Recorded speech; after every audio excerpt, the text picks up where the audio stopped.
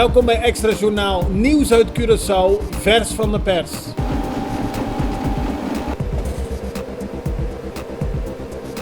En dit is het nieuws van vandaag. Een 39-jarige vrouw is gisterochtend zo ernstig toegestakeld met een mes door haar echtgenoot dat zij later in het ziekenhuis aan de gevolgen daarvan is overleden.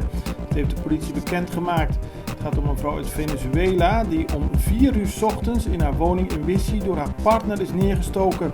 De kennis heeft het slachtoffer naar de polykliniek gebracht. Daar zagen de medici dat zij verspreid over haar lichaam steekwonden had. Als gevolg van deze overwondingen zou ze rond 5:30 ochtends zijn overleden.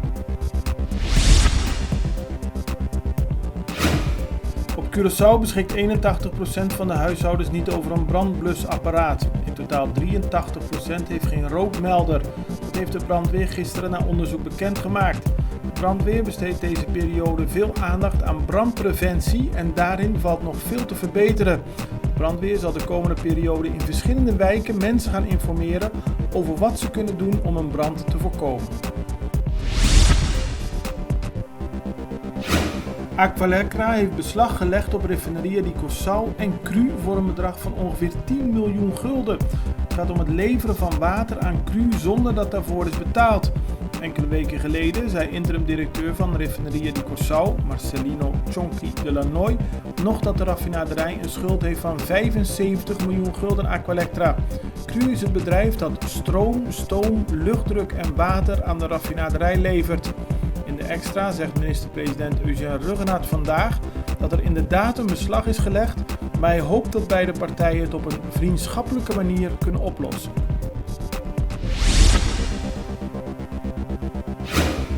Het Marriott Hotel zal niet op 21 oktober haar deuren openen zoals eerder aangegeven. Dat schrijft de Extra vandaag. De krant is benaderd door klanten die voor eind oktober al hebben geboekt en zij maken zich zorgen omdat er nog veel moet gebeuren in het hotel. Volgens de Extra zal Marriott haar deuren nu enkele weken later openen. In november wordt de precieze openingsdatum bekendgemaakt. KLM viert deze week haar 100-jarig bestaan. En gisteren was er een mooie ceremonie voor de KLM op de luchthaven. Onder meer minister-president Eugène Ruggenaat, directeur van Curaçao Airport Partners Ralph Blanchard en de directeur van het Curaçaose toerismebureau Paul Pennekoek benadrukten het belang van KLM voor Curaçao. Ook minister van Economische Ontwikkeling Giselle McWilliam feliciteerde de luchtvaartmaatschappij. Op Bonaire vindt het jaarlijkse Koninkrijkstoernooi plaats. Spelers uit Aruba, Bonaire, Curaçao, Sint Maarten en Nederland staan tegenover elkaar met de sporten voetbal, honkbal en basketbal. Jongeren die deelnemen aan het programma Alleen Jij Bepaalt Wie Je Bent en die een goede inzet hebben getoond, doen mee aan het Koninkrijkstoernooi.